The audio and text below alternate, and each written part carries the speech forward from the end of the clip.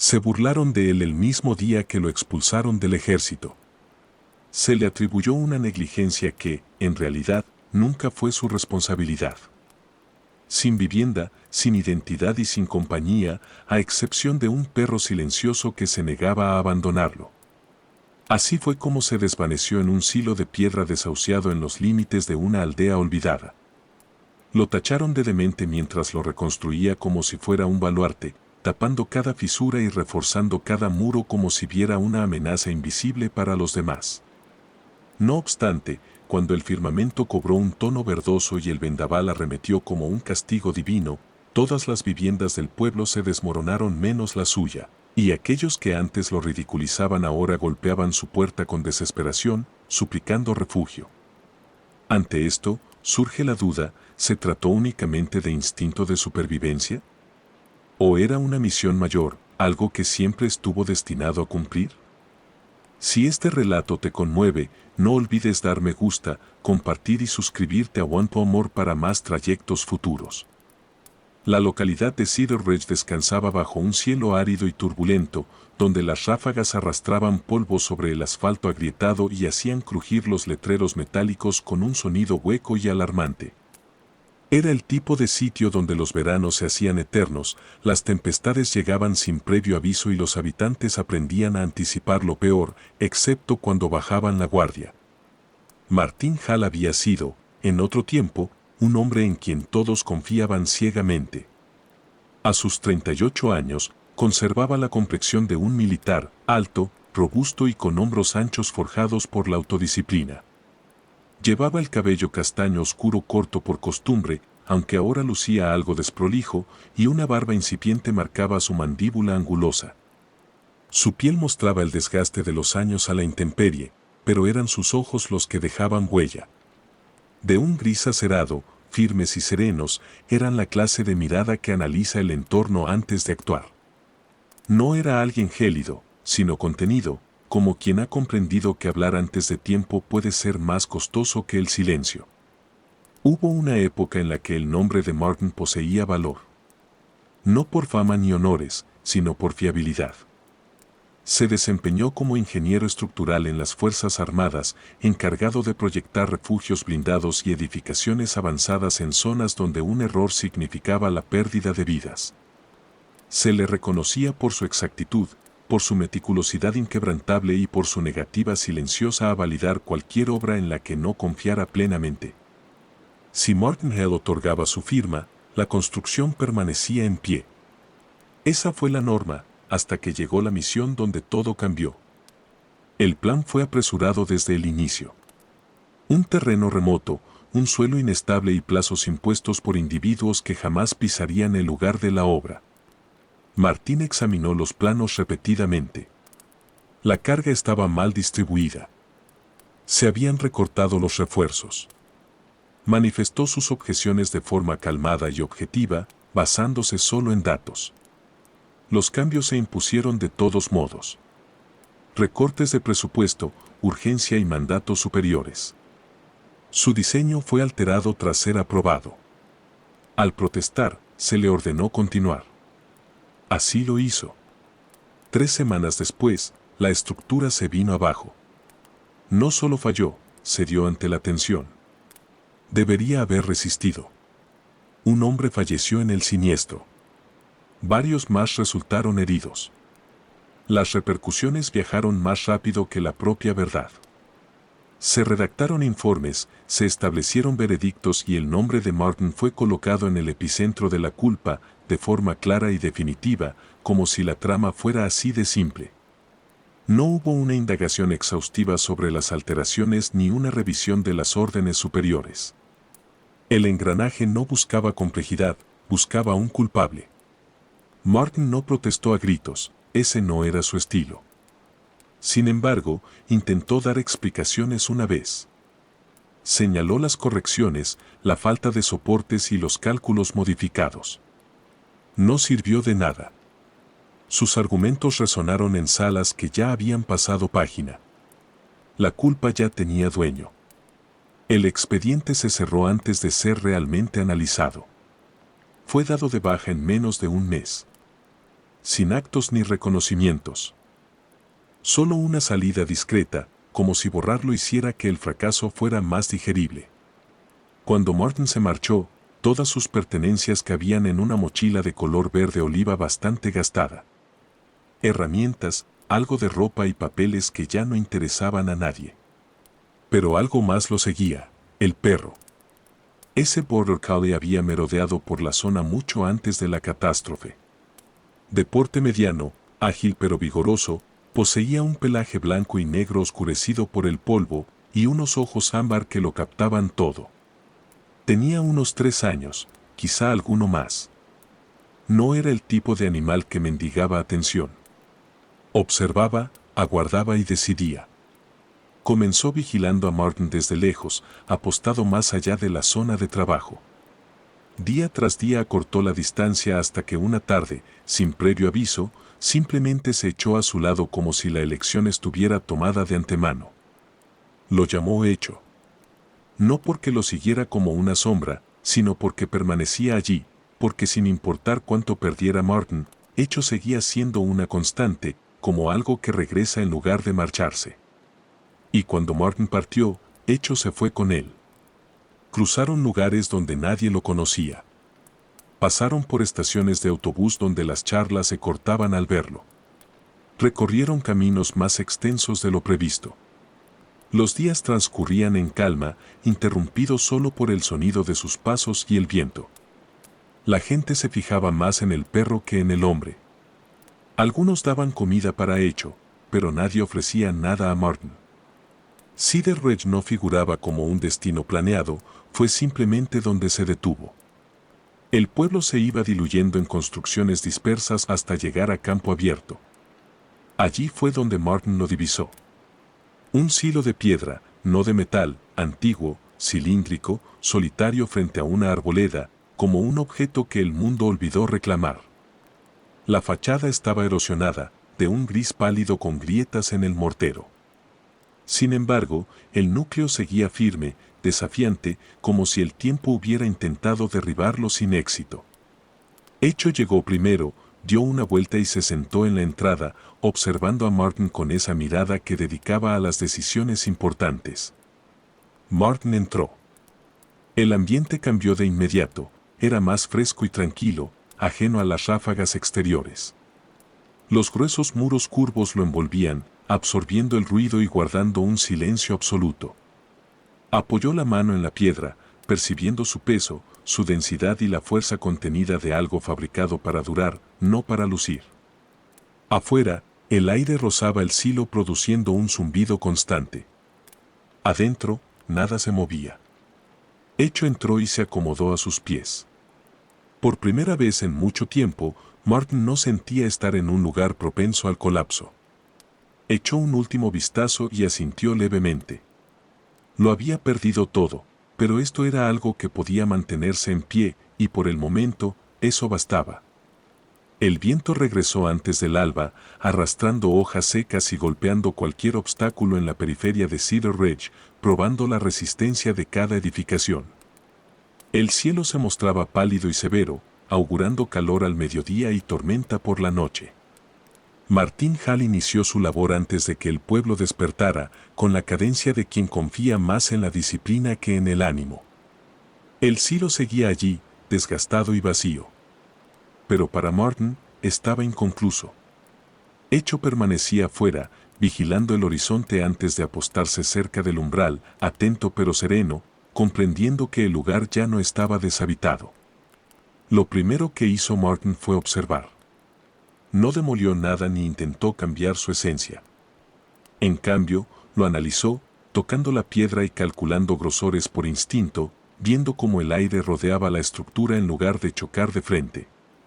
Donde otros veían una ruina, Martin veía un diseño que ya había resuelto la mitad del problema.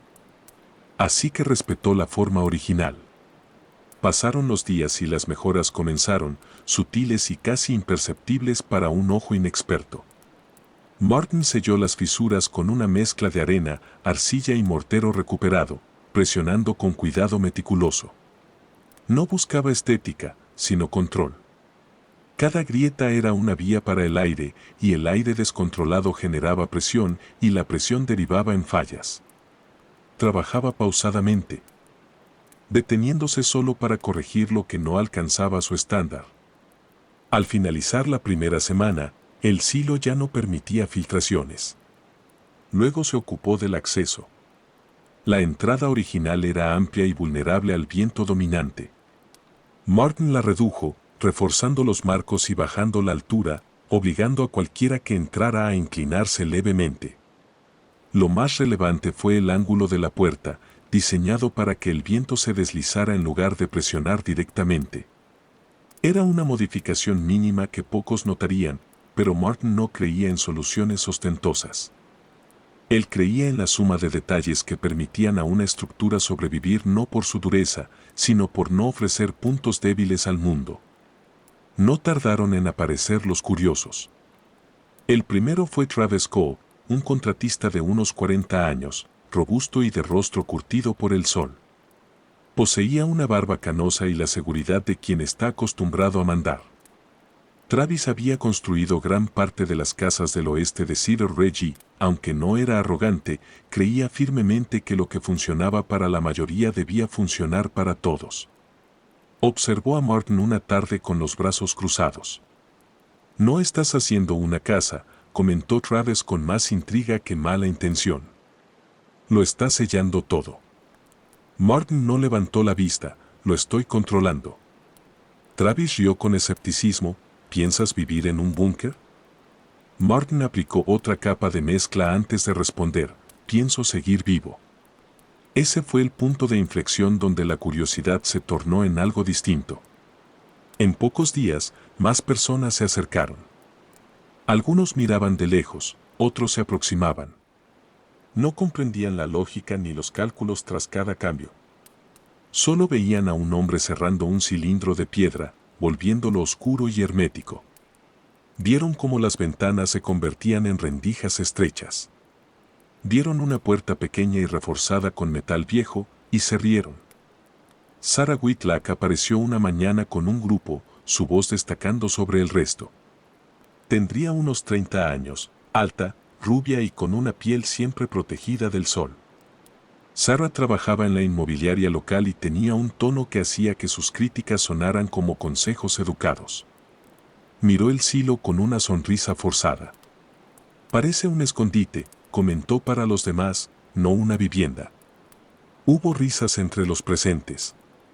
A ella se sumó Harold Bennett, un hombre de casi 70 años, encorvado y de piel reseca por décadas en el campo.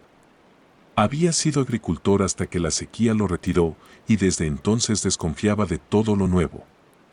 «El sol atrapará el calor», masculló Harold. «Te vas a cocinar ahí dentro antes de que acabe el verano». Más carcajadas. Martín lo oyó todo, pero no replicó. Siguió con su labor.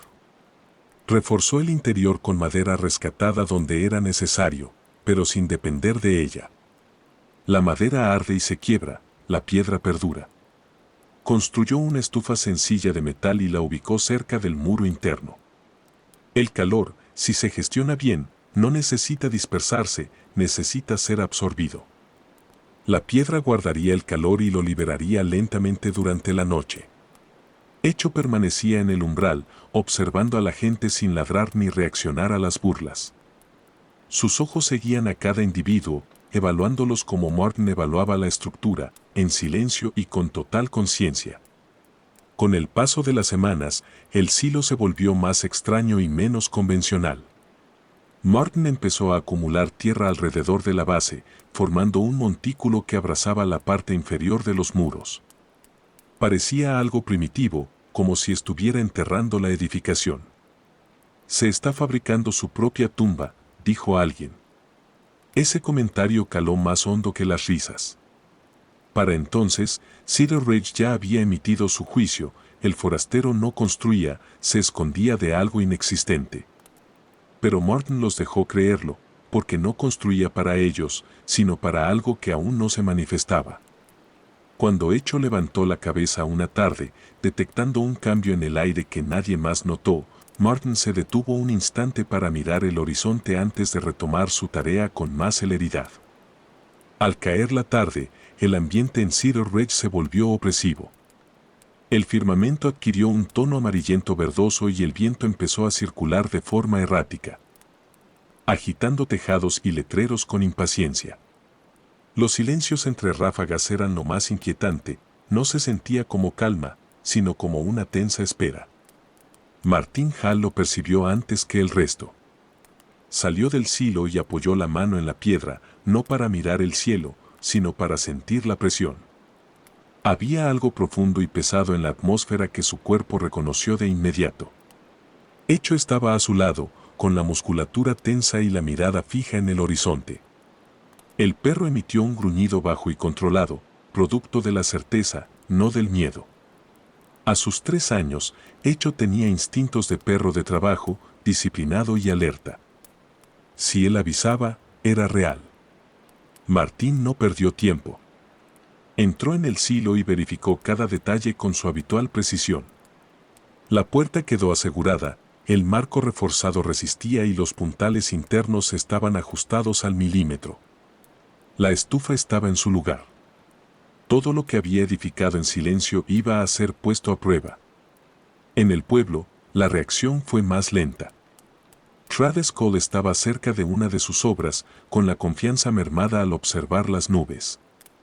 Algo no va bien, susurró. Sarah Whitlock intentaba conseguir señal en su teléfono, con los hombros tensos y el cabello desordenado por el viento.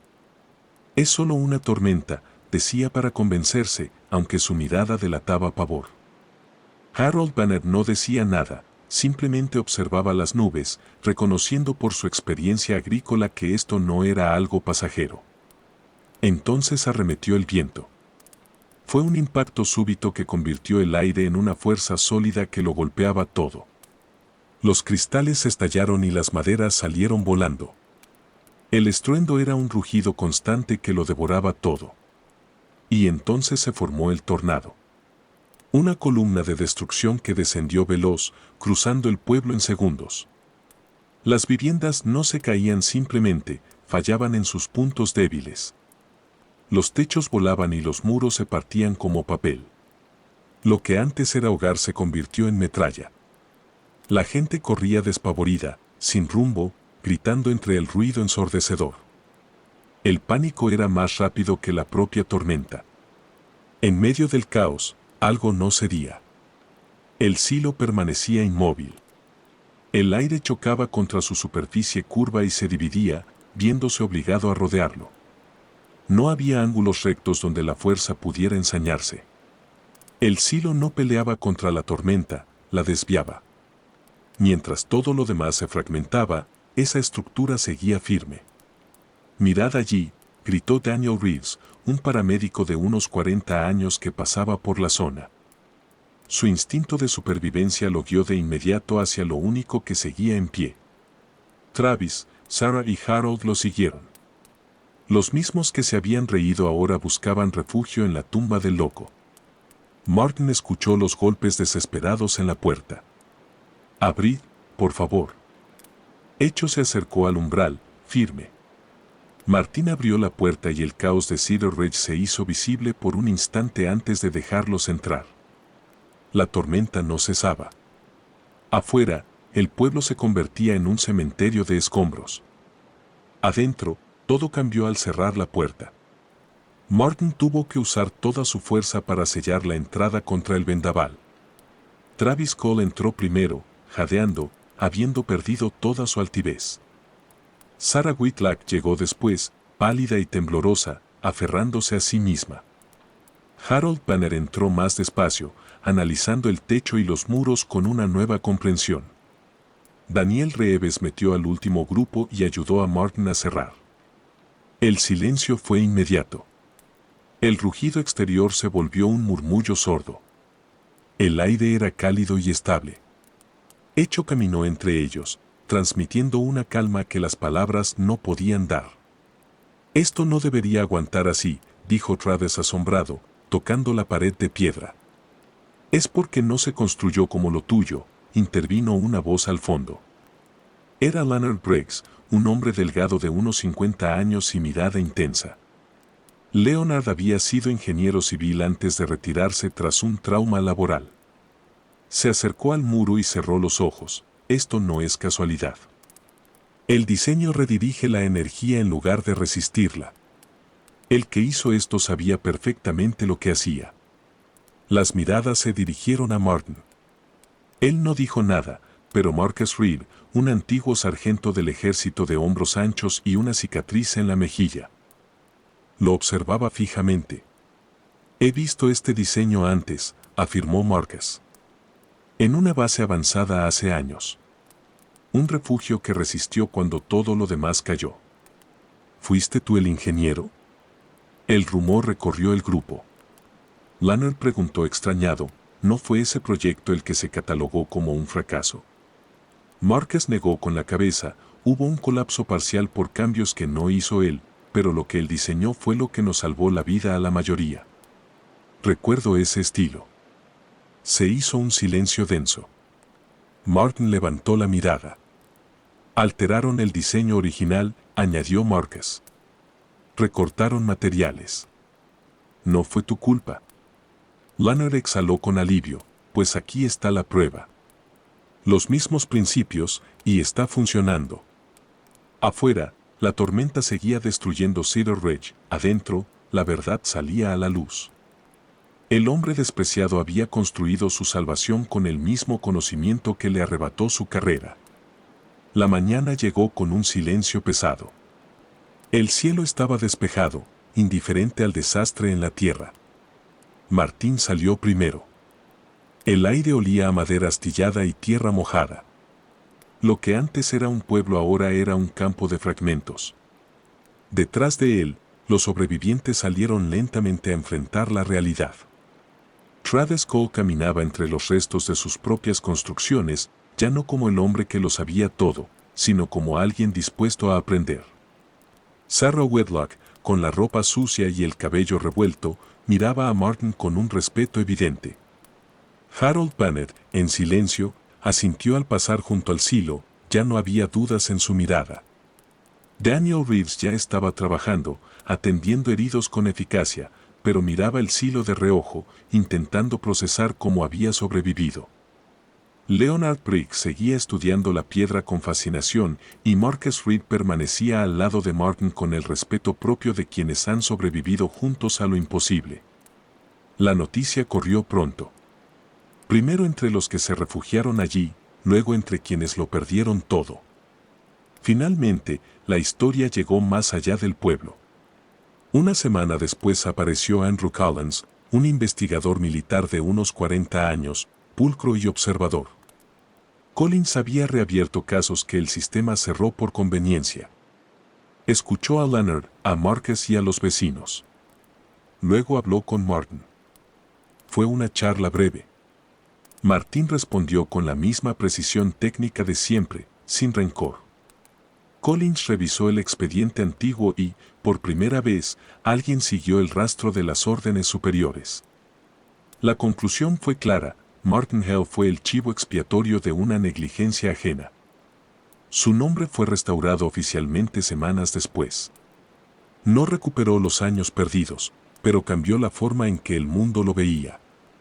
La reconstrucción de Cedar Ridge empezó con una filosofía distinta. Travis trabajaba bajo la dirección de Martin. Leonard aportaba sus cálculos. Incluso Sarah ayudaba a organizar a la comunidad bajo estos nuevos estándares de seguridad. Martín no se marchó tras ser exonerado, se quedó donde había construido algo real. Las nuevas viviendas tenían menos ángulos rectos y cimientos más profundos.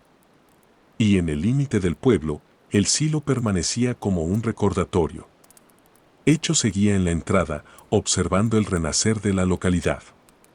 El perro nunca necesitó pruebas, él se quedó cuando todos se fueron. Ahora, quienes pasaban por allí ya no reían, sino que saludaban con respeto. Habían aprendido que la fuerza no siempre es evidente y que la verdad a veces necesita una tempestad para manifestarse.